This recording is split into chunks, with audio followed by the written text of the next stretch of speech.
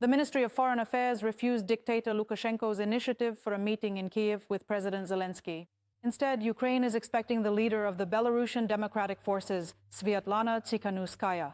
This was stated to journalists by Foreign Minister Andriy Sybiga during an online briefing. This followed his meetings on the sidelines of the NATO Foreign Ministers' session, where he informed partners about the threats from this direction. Sybiga believes that Russia is escalating the situation through Belarus against the backdrop of other geopolitical processes taking place in Europe, and that involving Minsk in so-called nuclear exercises contradicts the Treaty on the Non-Proliferation of Nuclear Weapons. This year, the Russians delivered nuclear warheads to Lukashenko for the first time. On Monday, Belarus began joint military exercises with Russia involving missile forces and aviation. At the same time, the president of Ukraine stated that Moscow wants to draw Minsk much deeper into the war. From the territory of Belarus, the Russians are planning to launch additional aggressive operations either against Ukraine or against one of the neighboring NATO countries. And if such actions occur and Ukraine responds, added Andriy Sybiga, there have been no diplomatic contacts, no official contacts with the Belarusian side. Recently, we saw a strange statement from Lukashenko that he is ready to meet and come to Kiev. The Ukrainian side has someone to meet with, and in the near future, we are expecting a visit from Tsikhanouskaya to Ukraine. Ukraine will always act proportionally and respond based on Article 51 of the UN Charter, the right to self-defense. The ban on Ukrainian agricultural products. Hungarian Prime Minister Péter Magyar made an unexpected statement. On social media, he announced that Hungary is banning the import of agricultural products from Ukraine. State media later clarified exactly what the ban pertains to. It will be prohibited to import beef, pork, sheep, and goat milk, as well as poultry meat, eggs, honey, vegetables, wheat, rye, barley, corn, buckwheat, flour, sunflower seeds, cooking oil, and wine into Hungary if they come from the territory of Ukraine. The decision, like the Orban government itself, is supposedly motivated by the protection of Hungarian farmers. Official Kiev has not yet responded to the ban, but yesterday the chief diplomat of our country met with the newly appointed head of the Hungarian Ministry of Foreign Affairs. The ministers agreed to hold a second round of negotiations next week. A Ukrainian-Norwegian culinary evening for American female journalists. In Washington, the ambassadors of Norway and Ukraine held a masterclass on preparing national dishes. The menu featured Norwegian salmon and Ukrainian eggplant caviar, as well as a serious discussion about the situation in Ukraine. TSN's correspondent in the United States, Olha Koshelenko, will now tell us how the diplomats cooked, as well as what is being said in Washington about the latest Ukrainian strikes on Russia. We are at the residence of the Norwegian ambassador to the United States, where today a political kitchen is at work in the literal sense of the word. 20 prominent American female journalists have been invited to dinner, but not just to eat. The ambassadors of Norway and Ukraine are giving a masterclass in preparing national dishes. The Norwegian embassy can afford a full-time chef. Eilif Røsok has been cooking for his country's ambassador in Washington for a year and a half. Before that, he worked in a similar position in Paris. He became popular on Instagram, where he talks about Norwegian cuisine. We will be preparing Ukrainian eggplant caviar, as well as Norwegian salmon marinated in beetroot, because Ukrainians love beets, as far as I know. I want to create a combination of Ukrainian and Norwegian traditions. The salmon is genuine Norwegian. The embassy receives direct deliveries from home. And the eggplant caviar is the choice of Ukraine's ambassador Olha Stefanishina, an Odessa native whose parents still live in the city. Mentioning them brings involuntary tears to her eyes. They live in the city center. My mother, unfortunately, cannot move around. And so, of course, whenever I hear about shelling, I always call my parents. And when I hear that my dad has just come back from the market, I know that life goes on. That's why today is a very important moment for me. Homemade bread goes with the eggplant. The Ukrainian embassy does not pay for the work of a professional chef. The dough was needed by Ukrainian diplomats. To everyone who will criticize me, I do it the way my mom did. I spoke with her yesterday. She gave me instructions and told me to call if I forget anything. The idea to gather for a joint culinary evening belongs to the Norwegian ambassador. Anniken Huitfeldt says the kitchen is the only place in the residence where she is not in charge. Today, the ambassador is wearing the Order of Princess Olga, which was awarded to her by the President of Ukraine.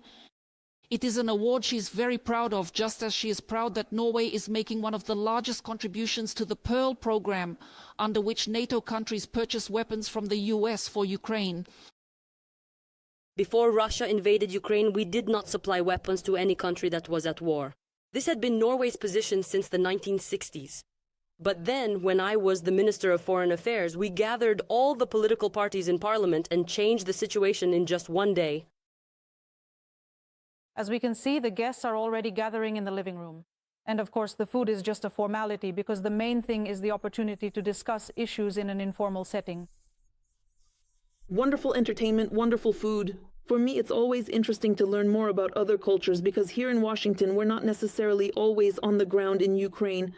It's a wonderful reminder, and it's good to see some of our European partners when they talk to journalists. It's important. We also took the opportunity to learn more. I asked Ambassador Stefanishina how the current administration views Ukrainian strikes on Russia. After all, the previous administration traditionally asked to refrain from escalation. I am extremely proud that over the past 2 weeks, at every meeting, I am greeted with the words, "America loves winners." We warmly welcome the people of Ukraine and all of the strategic developments currently unfolding on the battlefield, specifically on the territory of the Russian Federation, serves as a powerful catalyst to significantly advance international support for Ukraine. The main conversation takes place over a delicious dinner, off the record and not for public disclosure, but for a deeper understanding of the situation. From Washington, United States, Olha Koshelenko, Maxim Shinkarenko, TSN 1+1 Marathon, United News. 102 drones were shot down by the Air Force last night. In total, the Russians launched 124 drones. These include Shahids, Jeren, Italmas, and decoy drones. Not all of them were neutralized. 12 drones hit 9 locations, and in 5 more places, debris from downed drones fell. The air raid is ongoing in the regions, so if possible, do not leave your shelter until the air raid alert is over. Explosions in Novorossiysk, Krasnodar Krai. Local authorities reported a drone attack. A large fire broke out in the port area of the city. Traffic near the waterfront was temporarily blocked.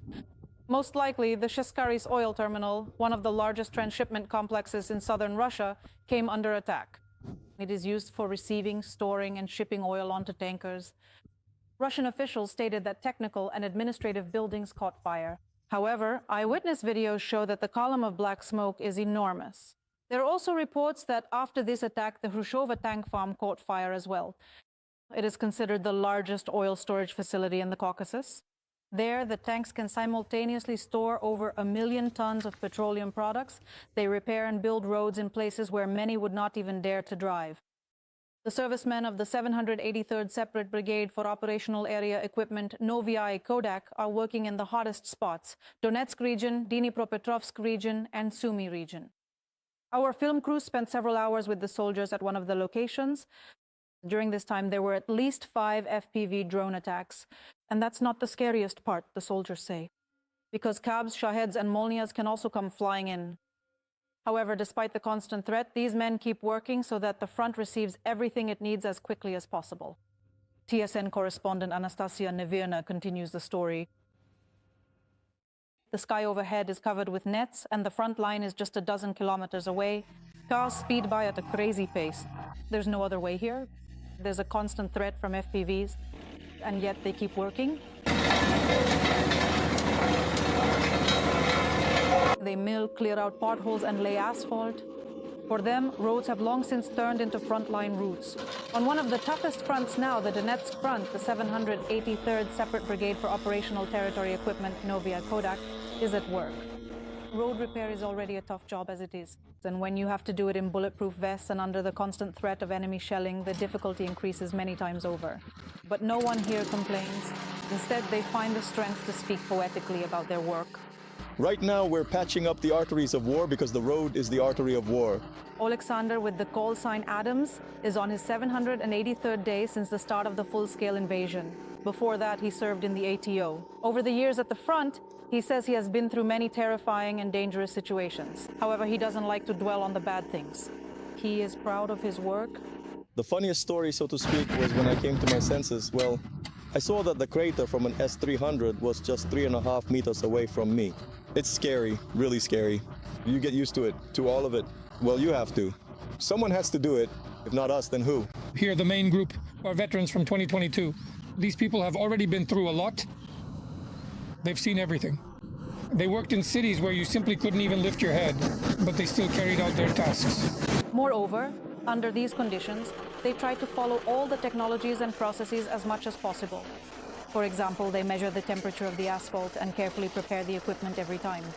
We'll thoroughly coat the bucket with oil to make sure the asphalt doesn't stick to it. We're leveling the asphalt before rolling it. It needs to be leveled carefully so there are no bumps. And this seemingly civilian work has to be done in the most combat-like conditions. And the biggest threat now, the servicemen say, comes from the sky. That's an FPV drone.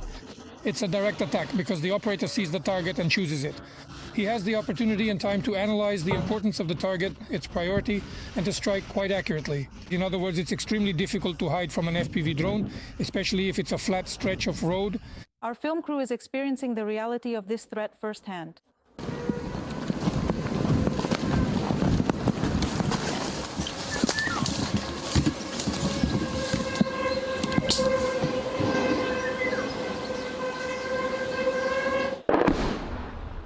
As soon as the danger passes, they get back to work because the asphalt brought from 100 kilometers away won't wait, nor will the logistics for the front. This is very important for logistics, for evacuation. It's really needed. I believe this is an extremely important task. There are people who have been hit by FPV drones, excavators, and yet they still get up, get back in, and carry out their tasks.